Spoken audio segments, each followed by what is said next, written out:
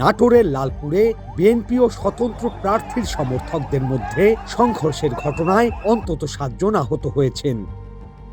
ঘটনাস্থল থেকে দেশীয় অস্ত্র উদ্ধার করেছে পুলিশ। আটক হয়েছেন অন্তত 2 জন। শনিবার রাতে লালপুর উপজেলার ওয়ালিয়ার নতুন বাজার এলাকায় এই সংঘর্ষের ঘটনা ঘটে।